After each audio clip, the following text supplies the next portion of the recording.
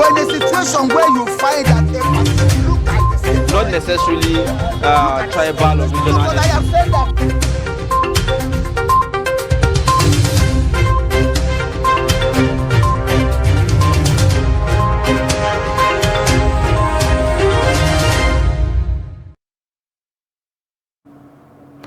All right, welcome back. This is Daybreak on Trust TV. Time for us to take a look at the dailies on Daybreak, and we have papers lined up for you.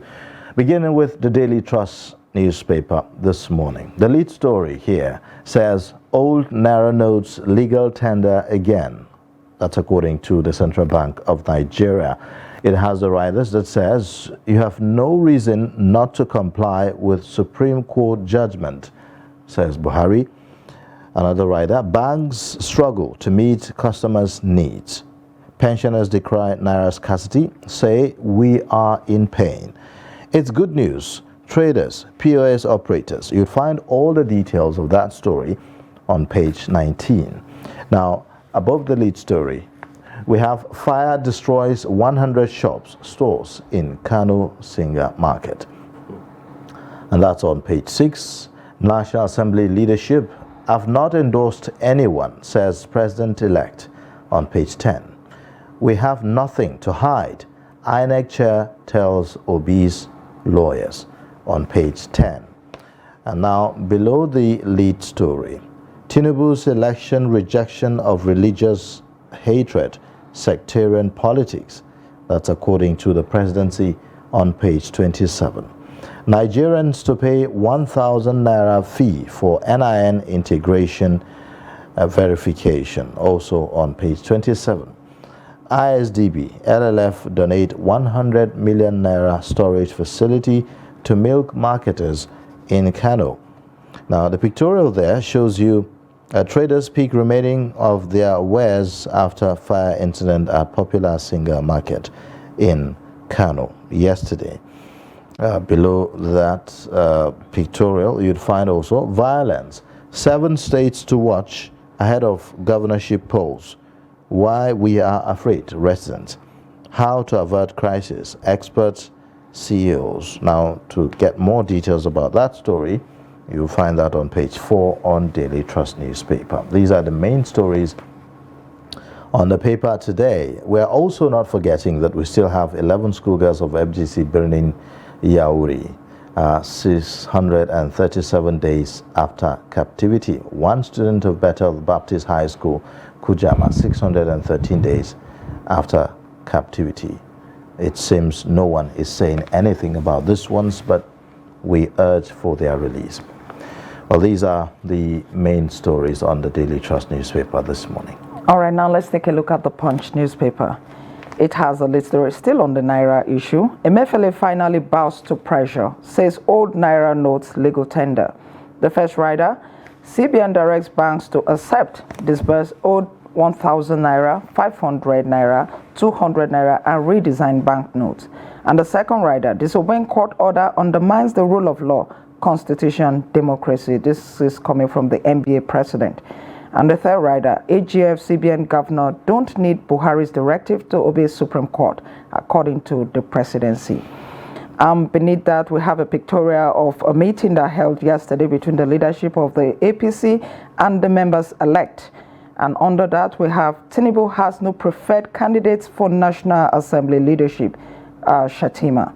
And just by the masthead, we have, I wasn't part of search for kidney donor, Ekwerimado's wife. And above the masthead, federal government probes theft in $1.1 billion oil well. We also have Nigerians to pay 1,000 Naira NIN fee for passports. Federal government shuts Lagos airport runway, diverts international flights. These are the major stories on the Punch newspaper for today. All right, now on the Guardian newspaper, the lead story there talks about the Naira redesign policy. It says Buhari absolves self as CBN finally obeys Supreme Court order. CBN, that's the riders now, CBN has no reason not to obey Supreme Court on Naira redesign policy. CBN releases cash to banks as rationing intensifies.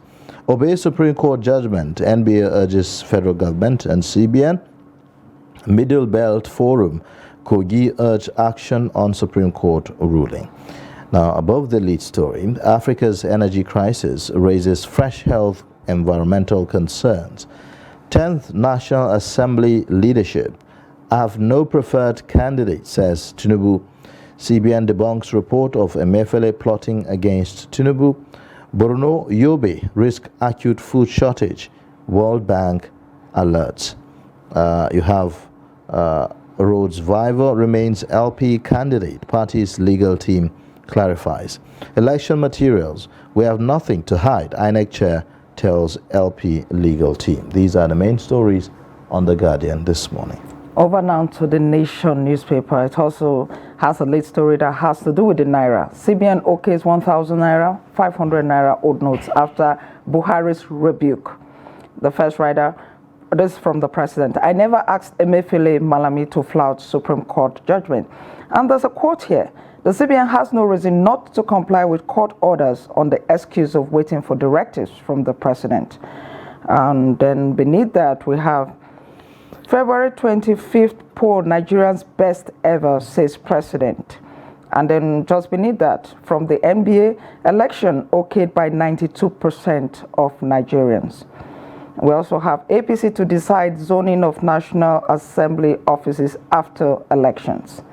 And just above the masthead, we have ADP, NNPP, ZLP, 6 others endorse Sanwo-Olu. Then we also have Lagos Airport runway shut for repairs. Appeal Court reserves judgment in Adeleke suit. Beneath that, high energy cost affecting manufacturing, says man. These are the stories on the Nation newspaper for today. All right, now on the leadership newspaper, the lead story is somewhat similar to all that we've seen in other papers. As it talks about as scarcity of Naira bites harder, PMB disowns Emefiele Malami over defiance of Supreme Court. You have the writer says he is not responsible for plight of Nigerians. Old Naira notes remain legal tender, CBN governor. Labour gives FG 7 days to end Naira and feels scarcity. Now, other stories above the lead story. I have no anointed candidate for Senate President. That's according to this, the Tinubu talking about the principal officers of the National Assembly. Now, Lagos runways repair. Airlines may incur additional cost, flight delays. You also have Yobe Auditor General jailed 5 years for fraud. We have 10 days left to file petitions against tribunal, says Labour Party. So these are the main stories. Also, we have other stories beside the pictorial there. 2023 presidential poll better than past elections, says President C. Alleged anti-Tinubu plot. We are nationalistic, apolitical, says Army. Appeal Court reserves judgment in Oshun Guba case. So these are the main stories on the leadership newspaper this morning. Now let's take a look at the This Day newspaper. The This Day newspaper has a lead story that is similar to all the others. So I'll just take the two that are not prominent on the other newspapers. There's a story here just beneath the masthead that says, from Falana, Nigeria's political class don't want democracy to survive. This is on page 12 of the newspaper. And above the masthead, we have Obi replies church leaders, elder statesman, says Tinubu not God's will in presidential poll. These are the major stories, aside the ones that other newspapers have on the This Day for today. All right, so time for us to take a look at perspectives to this. More insight on some of these stories. We have Dr. Theophilus Abba, the director of the Daily Trust Foundation, with us in the studio. Thank you so much for joining us this morning. Good morning. Yeah. Well, the cash policy, the cash redesign policy is everywhere on the papers this morning, rightfully so, given the recent developments as far as that is concerned. We've seen that a Supreme Court judgment that was issued, beg your pardon, almost more than 10 days ago, it's now beginning to take effect in the sense that we have the CBN released a statement. We have the presidency also released a statement in a similar vein. So, what do you make of all this now, at this point? Okay, I think it's a welcome development that the CBN has instructed banks to accept whatever you call the old 200, 500, and 1,000 naira notes and legal tenders. But you see, it talks a whole lot about the independence of the CBN. Now, when the fourth deadline for the use of the new naira note was given, you know, that was the deadline to stop acceptance of the old naira notes. You know, everybody was saying, oh, it was too short, the time was not enough. We remember that the CBN governor went to Daura, he met with the president, and the president said, okay, extend. Then he extended. Then the Supreme Court also said, look, 10 governors have, sued the CBN, the federal government on this matter, and they want you to remain, the status quo should remain. That means that whatever you call the old naira note should be in use until it was determined. The CBN did not act on it. The CBN waited for the president to give a national broadcast where the president said, okay, only the 200 naira note to be used until sometime April 25th. Mm-hmm. So it follows then that we expected, the president, to instruct the CBN, on what to do about the Supreme Court judgment. We say that these naira notes are still legal tenders.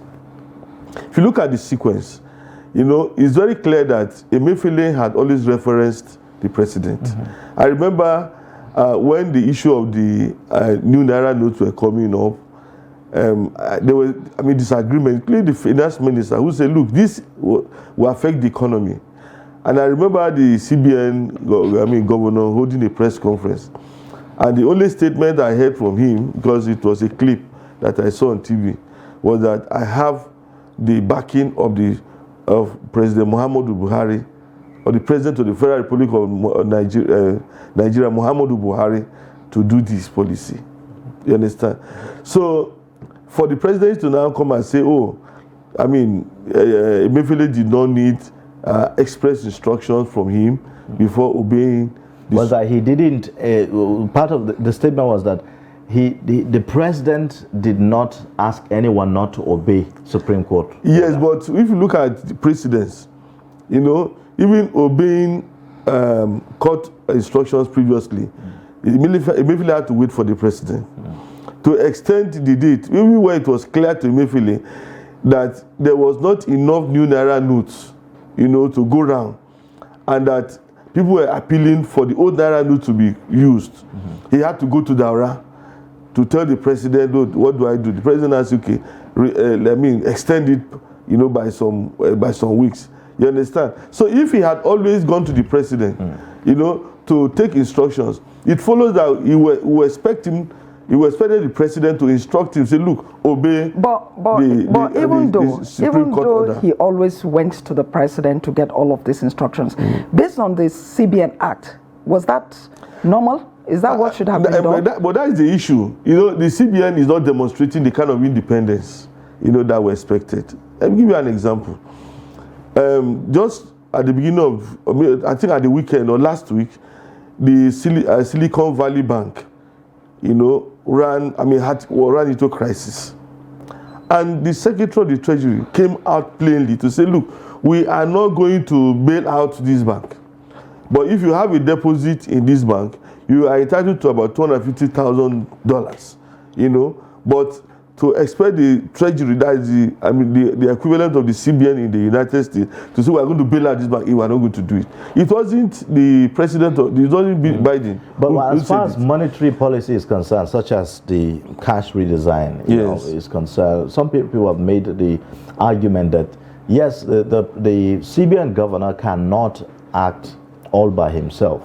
It has to be in consonance with the president as far as taking decision on cash redesign is concerned. Yes, it's true that the CBN is independent, but that does not mean that it will act in a manner as not to involve the presidency. But even if it does so, it must demonstrate that, look, we took the decision, we know why we took the decision. Well, I do remember the broadcast, the early morning broadcast by the president. He said, I authorized. That was the language that he used, which meant that even though the CBN appears to be independent, the president gives still gives instructions to the CBN. So you see, we expect that the CBN will do whatever is appropriate, to ensure that the economy, to ensure that the financial sector does not suffer. So now, this statement by the presidency does it then hold water to say that the president didn't ask anyone not to obey court order? The presidential broadcast after the Supreme Court order didn't mention anything about the Supreme Court, yet it said that only the old 200 naira notes will be recirculated. It didn't talk about the 500 naira notes. It didn't talk about the 1,000 naira. So going by that, does it now hold water to say the president didn't ask Emefiele or Attorney General not to obey court order? Of course, it doesn't hold water. I think it's a face-saving statement, because Nigerians have come hard on the presidency over this matter. Because even before, the president traveled to Qatar to attend a conference. Before then, I think it was shortly before then that the Supreme Court made the pronouncement, and everybody was surprised. Why would you be silent, even when the Supreme Court has made this statement? You didn't say anything. You just kept quiet. You came back. You went to Daura. We didn't hear anything. People were suffering. A journalist even died trekking to work. But I'm thinking that the CBN can repair what has been damaged by bringing out whatever it has confiscated from Nigerians. The 500 naira note, the 1,000 naira note that CBN has, collected from us, want the CBN to give this money to banks so that they can dispense. But I'd like to know though, yesterday morning, the early hours of the day, the former governor of the CBN, who is now governor of Anambra State, said that he spoke with the current governor of the CBN and that banks was going to start issuing the old money. But the CBN itself did not issue a statement. Their statement only came after the presidential spokesman statement. I think immediately after,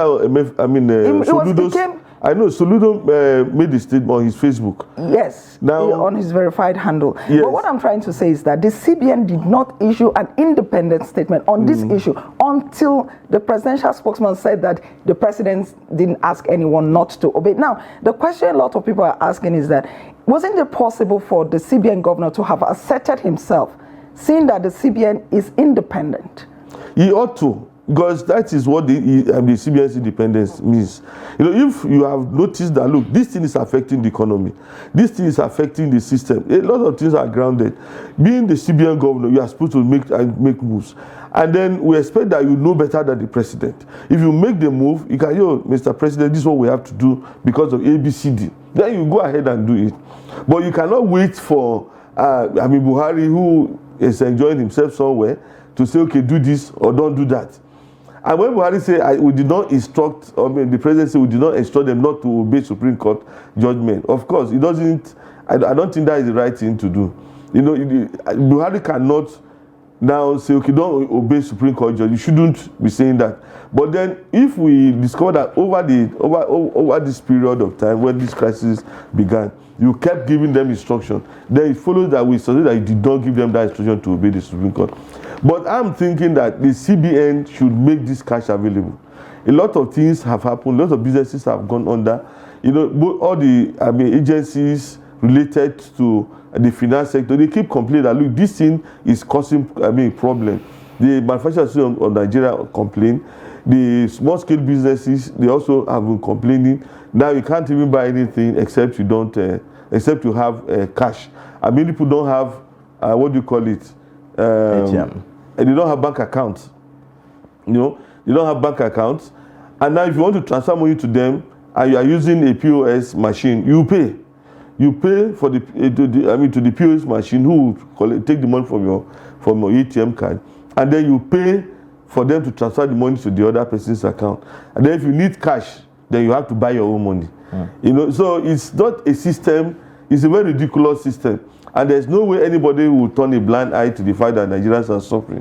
Nigerians are suffering, businesses are suffering. Can we really even quantify the suffering or the cost of this decision on Nigerians and the economy generally? We've had a lot of stories about how people sometimes, you are going to make withdrawals and someone is saying, well, you're going to pay 4,000 naira to get 10,000. So that's like taking almost 50% of whatever it is you want to, withdraw, and the rest of it. So can we really quantify this? Well, I think I don't know if any agency of government or I saw a report yesterday that said that Nigeria lost 2 trillion, but then that's the one that maybe they were able to capture. Maybe they have not even captured the ones that happen in rural areas and a couple of they other will be able places. to capture those ones, or say they approximate. The fact is that it's possible, if they contact the Manufacturing Association of Nigeria, they contact even banks. For instance, if banks used to earn an average of maybe 20 million in a day from transactions, and now they earn only 5 million, or if businesses used to, make average sales of, let's say, 5 million, and they now make 2 million. They can come together and say, this is the amount of money that may have been lost. But my fear is that, in the first quarter of 2023, 2 things will happen. Tax collections will go down because businesses are not operating at full capacity. So the FIRS may not be able to meet its target. That is number one. Then we'll likely see a measure of, what do I call it? A reduction in production. I'm going to see, the economy would contrive, a little bit because of this situation. So when you look at it on a holistic basis now, when you look at the merits of this policy when it was announced to Nigerians, and then you now put it side by side, the lamentations and the sufferings that have trailed the implementation, how would you rate the policy generally? Well, I don't think the policy achieved much. We are told that because of the policy, kidnapping has reduced. That needs to be verified, because now that criminals can access POS machine, if you have your ATM card, or if you have your whatsoever, they can say, okay, you must. But they claim that has reduced. They claim that there was no money available for politicians to use, in buying votes. Even that can be debated. You understand? But generally, this suffering that Nigerians have been passing through all this while is not really worth it, because the politicians that you said shouldn't have access to cash, they have access to cash. Many of these politicians don't even go to the ATM machine to withdraw money. Many of them don't enter into the banking hall. They just call their bankers and say, look, we need this amount, and they get the amount. I think that was even the confusion when the new Naira notes were issued. They said, look, we issued 400 billion. Now it has disappeared. How did it disappear? Of course, we know. Because the people who work in the bank, they are answerable to important influential Nigerians. If I have 10 billion naira in the bank, for instance, and I call the bank manager, out of this 10 billion naira, send 2 million. All right. You do something. Are you optimistic that we are going to see the availability of this cash country, regardless of all the statements? That actually depends on the CBN. If the CBN has not destroyed the naira note they confiscated, then there's hope. Because usually when you say, the notes are no longer legal tender, the next thing we expect is that they will take it to some place and burnt or destroyed. If CBN has not destroyed those naira notes, then they have to return them to the banks, so that banks can begin to dispense. That is number one. Secondly, because people don't have confidence, much confidence in the system. Anybody who has the new Naira notes now may not return it to the bank. If you have it now, you just keep it in your house, you use it for transaction and try and get more. And that affects the circulation of the currency, because people have lost. So if I take this money to the bank, I deposit it in the bank now, I'm not going to get it back. So it's an issue. So you see people keeping the money in their homes, or using it. Give 500 naira to your children, 1,000 to buy this, and you just keep the money, because if you take this money to the bank, it will not come. It's an issue that would come up. And then you see, we tend to forget that even before the redesign policy was implemented, people had issues even getting cash from ATM machines. At times you go to an ATM machine, the one I patronize regularly, at times you go there, none of the machines will be dispensing cash. Then you find a long queue, because you cannot enjoy the long queue, begin to look for POS machines so that you can buy your money. Now, that is to tell us that, we may face a institution that will be similar to what we used to experience before the CBN mopped up this currency. Because if the ATM machines are not well stocked, if we don't bring out enough cash to feed the machines, then I don't think this will be as good as we expected. Other people are saying that, why don't we have other denominations? We are the whole policy affects only the 200, 500, and 1,000 naira notes. We have 100 naira and 50 naira. Why can't we have those ones, enough in circulation? Perhaps it could help to cushion the effect. Well, it's true. If we had the 100 naira note, 200 naira note, 50 naira note, because in many societies, even you don't see the higher denominations in circulation. You see cents. You see cents, you see dollars, not $1, $2, €1, €2, €5. You see them in circulation. But the problem we have in Nigeria is that the inflation is so high that these lower denominations, they don't really buy much. If you have 15 naira and give to your son, you just look at it and say, "Daddy, 15 naira." You just say, if you say, "I don't have enough that money," so you'll be asking him, "So what do I buy with the 15 naira note?"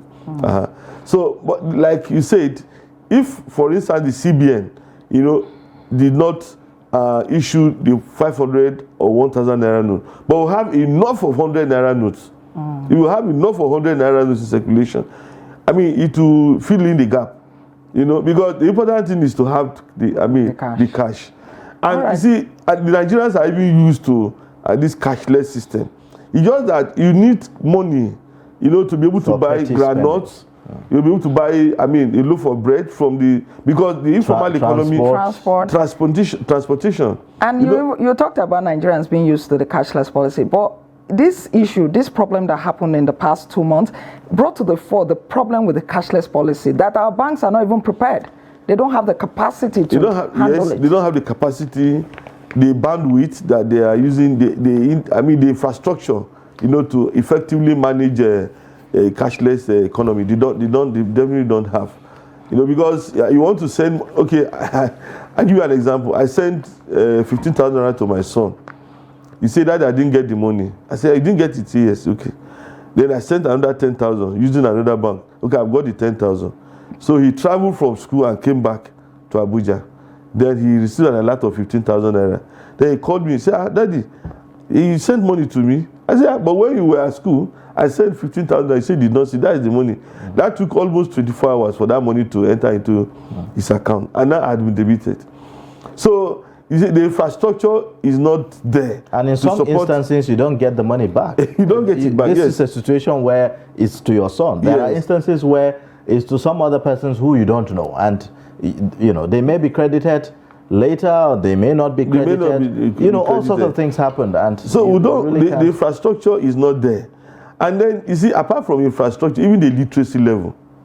You see, if you go to rural areas, you see how they are ripped off. They are ripped off real time in rural areas, because if you need cash, if you have your ATM machine, you give it to them. They say, "Well, mommy, you want how much? 2,000 naira. Okay, so we are collecting 400 naira for your 2,000 naira." The woman says, "Okay, just give me. There's nothing I can do." You understand? You say, "Okay, let them use USSD code." How many of them are literate enough to use USSD code? You know, you say, okay, the internet penetration in the rural areas is very, very weak. Like if I enter my village, I have to look for network. I'll go to under one palm tree, it's not there. I'll go to under the mango tree, it's not there. Then I'll start praying. Hello, let this thing come. For me to call Abuja and say I've arrived. So you can't have that kind of infrastructure is not reliable as if you are doing a cashless system. So if we are going to be cashless does not mean that you don't use cash at all, because I've been to cashless societies and I use cash. You know, even in New York, I use cash to buy. Maybe not in large quantity, but not the large, but I use cash to take tea. You know, I went to a cafe and I want to take tea. I had to pay with cash, even though there is an option of using a POS machine. So that does not mean that you remove all the cash from circulation and then ask people to start using their ATM. All right. It doesn't work. All right. Thank you so much, Dr. Theophilus Abba, Director, Daily Trust Foundation, for joining us on Daybreak and sharing your insights with us on these stories. Thank you very much. Thank you.